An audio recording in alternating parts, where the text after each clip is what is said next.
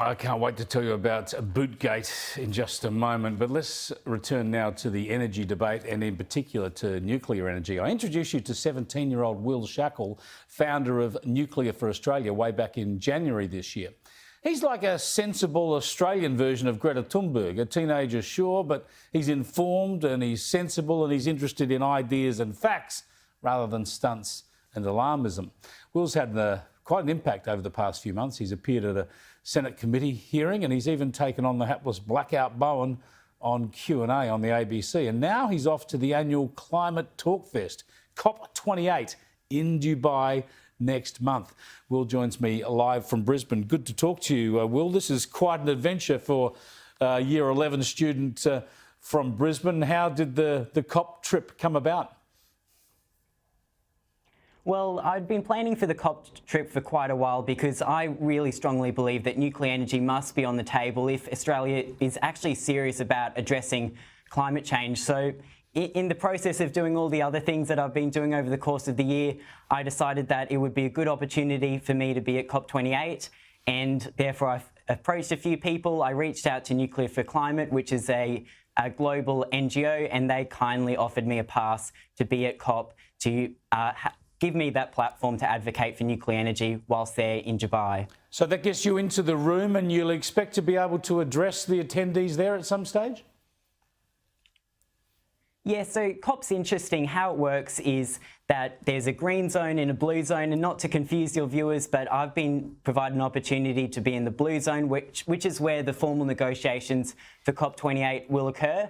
So obviously I'm not going to be one of the main people in those negotiations, but hopefully I'll have some role and some ability to change some minds whilst they're at COP28 and hopefully bring nuclear energy into the agenda, because the fact is, if Australia wants to be serious about climate change and if the world wants to be able to solve climate change, then we can't just do it with renewables alone. Nuclear has to be part of that solution, or at very least considered and on the table in order to solve it. Yeah, it's great that you're going, because that's a rational and factual position to put, and no doubt the official Australian delegation won't put it. They'll go ahead with this pretense that somehow Australia can do what no other country has done and go with a renewables plus storage process or scheme. So let's hope that you get to talk some sense to the Australian delegation as well.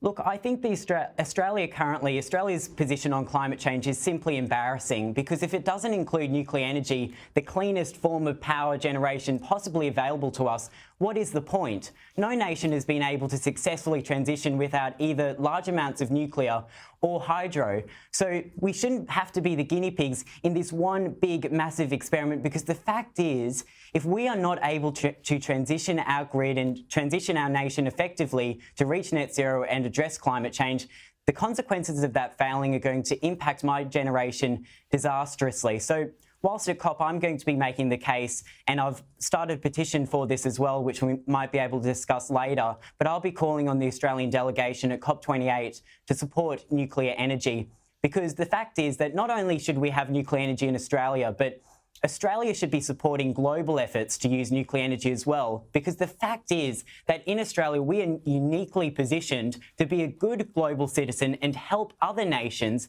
decarbonise effectively with nuclear energy. We have the expertise, and boy do we have the uranium. We have the largest uranium reserves in the world. So if we were serious about acting on climate change, surely at very least, even if nuclear energy doesn't work here in Australia for economics or whatever the other reason the government may have, at least we provide resources and we provide support to the 32 other countries and the 50 countries which are interested in joining them with their nuclear energy capabilities to help them reach net zero and help them ultimately address the global issue we're experiencing with climate change. There is no doubt that there will be a lot of other countries there talking up the role of nuclear, because, as you know, it's expanding in the UK, in Sweden, in France, in Asia as well. So you'll find plenty of intellectual exchanges with countries that are moving forward on this. I'm wondering, though, whether you might be planning to seek out Greta Thunberg. She's no longer a teenager, of course. She's turned 20. But she'll have some sympathy with you getting to this sort of meeting at your age. And surely, if she's got a big amplifier, a big megaphone, surely she needs to be pushing the case for nuclear as well. Well, I'm not sure if I'll have the opportunity to meet Greta at You should demand it. There's tens of thousands of people. You're the Aussie teenager. You must demand to meet her.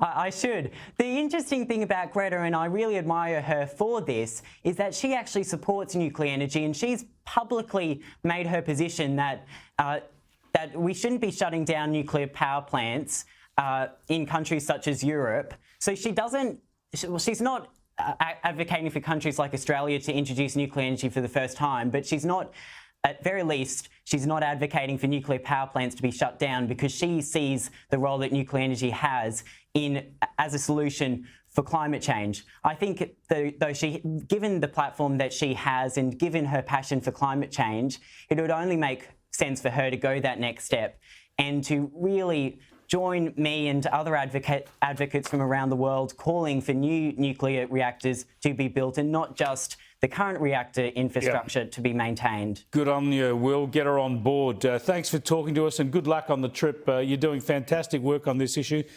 Full of admiration for you. And so good luck. And I just want to put up here, as we say goodbye to Will, just put up the QR code he was referring to. This will get you to his new petition now that is calling on the Australian delegation at the COP28 to support nuclear energy. So if you want to push Australia down this path, use that QR code there on your screen and you can sign Will's second petition. Will Shackle there, live from Brisbane.